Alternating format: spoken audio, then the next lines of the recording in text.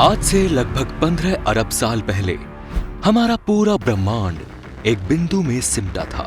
अब सबसे बड़ा सवाल यह है कि दुनिया में जब कुछ मौजूद ही नहीं था तो इतनी चीजें बनी कैसे? क्या सच में गॉड पार्टिकल से दुनिया का निर्माण हुआ है? तो क्या है इस गॉड पार्टिकल की कहानी? इन्हीं सवालों के जवाब आपको इस डॉक्यूमेंट्री में मिलेंगे।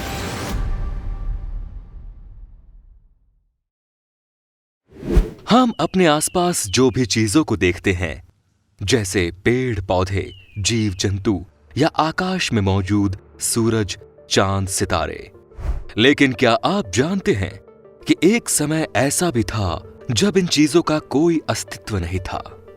और वो समय था बिग बैंग की घटना से पहले का। तब करीब 15 अरब साल पहले हमारा पूरा ब्रह्मांड सिर्फ एक बिंदु में समाया था। यानी तब सृष्टि का सृजन करने वाले पार्टिकल और एनर्जी केवल उस बिंदु में सिमटे हुए थे। फिर अचानक एक दिन उस बिंदु में मौजूद पार्टिकल हर तरफ फैल गए और फैलकर ये पार्टिकल तेजी से एक दूसरे से दूर भागने लगे। बस यही घटना बिग बैंग कहलाती है और यहीं से शुरू होती है हिग्स बोसोन यानी गॉड पार्टिकल की कहानी।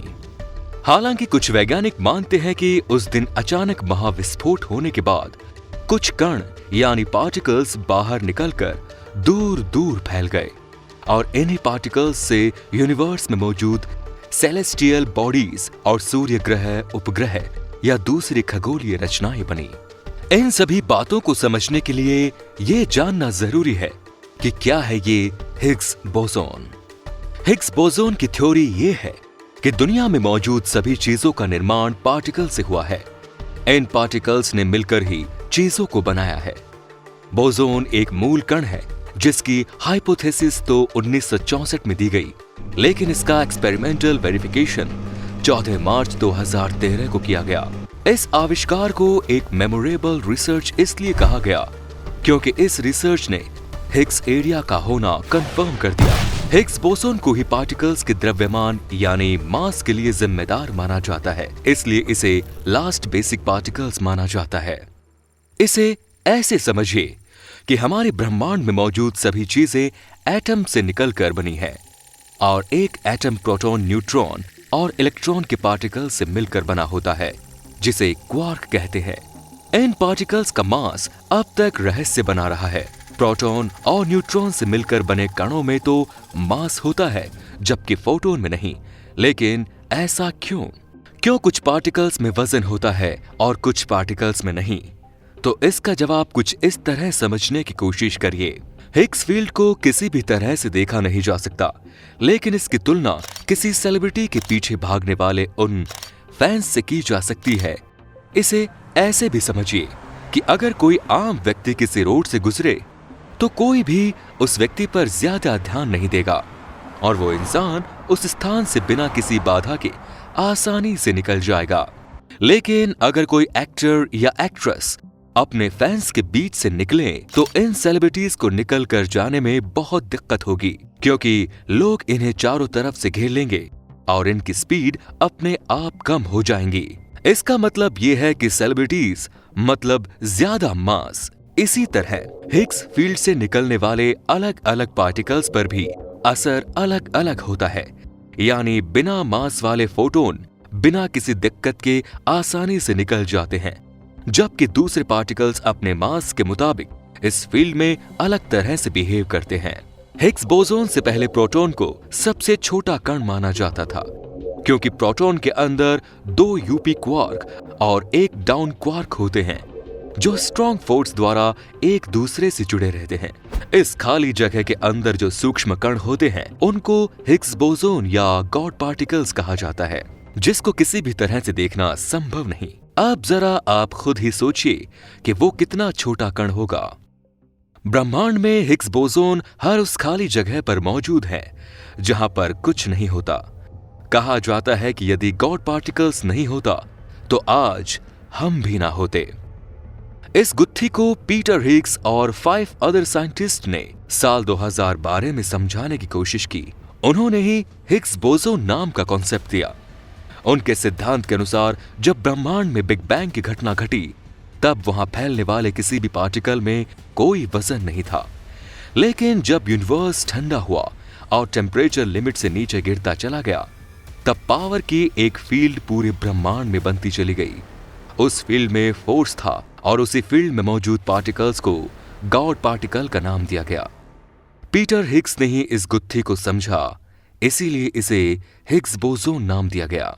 इसके लिए बेल्जियम के फिजिसिस्ट फ्रांसिस एंगलर्ट और ब्रिटेन के पीटर हिग्स को 2013 के भौतिक के नोबेल पुरस्कार भी मिले, क्योंकि इन दोनों वैज्ञानिकों ने परमाणु से छोटे पार्टिकल्स के मास का अस्तित्व दुनिया के सामने रखा। लेकिन वैज्ञानिकों के सामने एक सवाल अब भी बाकी है कि डार्क मैटर किस चीज से बना है। यहाँ पर हमें भारतीय वैज्ञानिक सत्येंद्र नाथ बोस के योगदान को बिल्कुल भी नहीं भूलना चाहिए। भारतीय वैज्ञानिक सत्येंद्र नाथ बोस को क्वांटम फिजिक्स के लिए पूरी दुनिया में जाना जाता है। लेकिन क्या आप जानते हैं, भारत के सत्येंद्र नाथ बोस ने गॉड पार्टिकल की खोज बहुत पहले ही कर ली थी। हम आज जिस कण हिग्स बोसोन की बात करते हैं उसमें हिग्स वर्ड तो पीटर हिग्स के नाम से है, लेकिन जो बोसोन वर्ड है वो भारतीय वैज्ञानिक सत्येंद्र नाथ बोस के नाम पर है। पर इस बात पर चर्चा ना के बराबर ही रही। सत्येंद्र नाथ बोस ने 1924 में अल्बर्ट आइंस्टाइन को एक पेपर भेजा था जिसमें उन्होंने बिहेवियर ऑफ पार्टिकल्स को समझने के लिए एक गणितीय मॉडल का उल्लेख किया।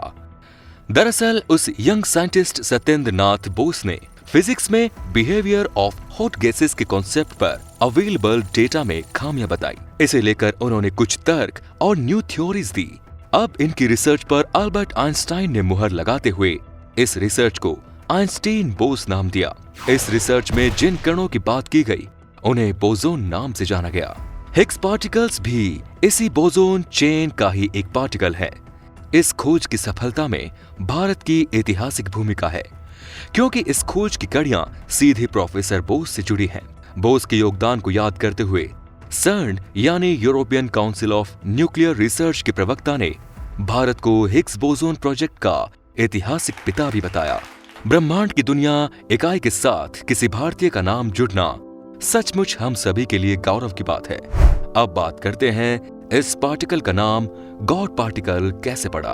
अमेरिका के एक वैज्ञानिक लियोन लीडरमैन ने 1993 में एक किताब लिखी जिसमें उन्होंने पार्टिकल के मास और एटम के बनने की प्रक्रिया को समझाया। इस किताब का नाम उन्होंने द गॉड मैन पार्टिकल रखा, लेकिन पब्लिशर ने इस किताब का नाम बदलकर द गॉड पार्टिकल रख दिया। इस तरह से ये नाम पूरी दुनिया में फेमस हो गया और मीडिया ने इसे फेमस करने में महत्वपूर्ण भूमिका भी निभाई। दरअसल वर्ड गॉडमैन का मतलब गुस्सा या चिड़चिड़ाहट व्यक्त करने के रूप में इस्तेमाल किया जाता है और साइंटिस्ट लीडरमैन यही बात सबके सामने रखना चाहते थे कि इस पार्टिकल को खोजने में साइंटिस्ट को कितनी मुश्किलों और परेशानियों का सामना करना पड़ा। अब जानते हैं वो परेशानियां क्या रही होंगी। इसे कुछ इस तरह से समझे। बारिश की एक बूंद के अंदर 1.67 into 10 power 21 मॉलिक्यूल्स होते हैं और ये मॉलिक्यूल्स दो एटम्स हाइड्रोजन और ऑक्सीजन से मिलकर पानी को बनाते हैं। इसीलिए वाटर फॉर्मूला H2O होता है। एक हाइड्रोजन परमाणु के अंदर इलेक्ट्रॉन, प्रोटॉन और न्यूट्रॉन होता है। प्रोटॉन न्यूट्रॉन सेंटर में जबकि इलेक्ट्रॉन केंद्र के चारों तरफ घूमते रहते हैं। प्रोटॉन के अंदर क्वार्क के बीच की खाली जगह को हिग्स फील्ड कहा जाता है।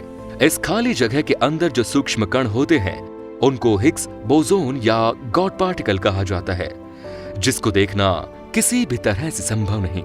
इस कण की खोज के लिए हजारों वैज्ञानिकों को लार्ज हैड्रोन कोलिटर LHC नाम की लेबोरेटरी में प्रोटॉन्स की टक्कर से मिले काफी लंबे चौड़े आंकड़ों को खंगालना पड़ा था। अब बात करते हैं लार्ज हैड्रोन कोलिटर LHC के बारे में। 1977 में जब न्यूक्लियर रिसर्च सर्न के लिए यूरोपीय संगठन के former director sir John Adams ने एक अंडरग्राउंड टनल को बनाने का सुझाव दिया, जिससे असाधारण रूप से हाई एनर्जी तक पहुंचने के बाद सूक्ष्म कणों के बारे में जाना जा सके। इस प्रोजेक्ट को 1997 में मंजूरी मिल गई। इसके बाद लैब का निर्माण कार्य शुरू हुआ। 16.5 मील लंबी तकरीबन 27 किलोमीटर टनल जो कि फ्रांस और स्विट्जरलैंड सीमा के नीचे बनाई गई है। साथ ही इस मशीन के अंदर 9300 मैग्नेट लगाए गए। इसे बनाने में तकरीबन $10 बिलियन यानी 62,000 करोड़ रुपयों का खर्च आया। इस प्रयोगशाला को बनने में करीब 12 साल का समय लगा।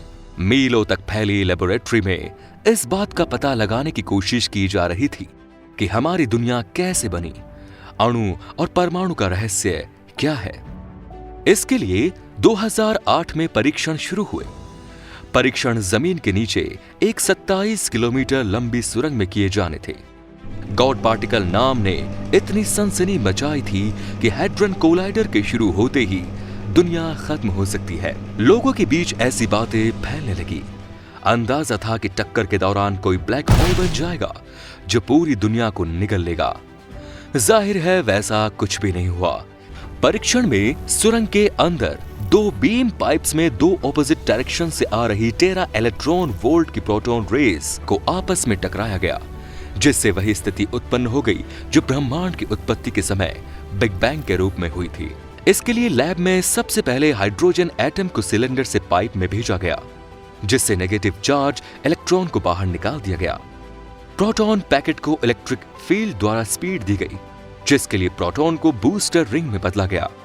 इसका डायमीटर 157 मीटर था। प्रोटॉन को स्पीड लाइट के 91.6% की गति से दौड़ाया गया। इसके आगे की प्रोसेस में प्रोटॉन की स्पीड बढ़ाकर लाइट की स्पीड का 99.999% के बराबर पहुंचाया गया। इसी के साथ प्रोटॉन को 27 किलोमीटर लंबी सुरंग में दौड़ाया गया। दोनों पाइप को 4 जगह पर ओवरलॉक किया गया, जिससे पार्टिकल आपस में टकरा पाए और गॉड पार्टिकल दिख सके। प्रोटॉन्स 27 किलोमीटर लंबी सुरंग में 11,000 चक्कर सिर्फ 1 सेकंड में पूरा कर रहे थे। तब अचानक प्रोटॉन की एनर्जी 13 इलेक्ट्रॉन वोल्ट हो गई और जहां पर ये पार्टिकल टकरा रहे थे वहां पर वही स्थिति पैदा हुई जो बिग बैंग के समय में हुई थी, जिसकी वजह से जबरदस्त एनर्जी निकली जो प्रोटॉन में से गॉड पार्टिकल को अलग करने के लिए काफी थी।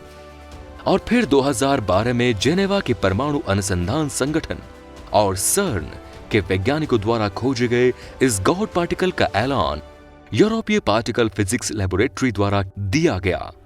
वैसे तो गॉड पार्टिकल हिग्स बोसोन का पॉपुलर नाम है, लेकिन साइंटिस्ट इसे बोसोन ही कहते हैं। जाहिर है कोई भी कण ईश्वर की जगह नहीं ले सकता। यह जिम्मेदारी सिर्फ प्रकृति की है। अगर हम दुनिया बनाने वाले की कल्पना करते भी हैं तो ये एक इंपॉर्टेंट फैक्टर जरूर हो सकता है, लेकिन इस एकमात्र कण ने ही दुनिया बनाई होगी ये सच नहीं लगता। दुनिया प्राकृतिक नियम और सिद्धांतों से चलती है, जिसे पूरी तरह समझना इंसान के बस की बात नहीं। विज्ञान तो मात्र इन नियम या फिर इन सिद्धांतों की व्याख्या करने का काम करता है।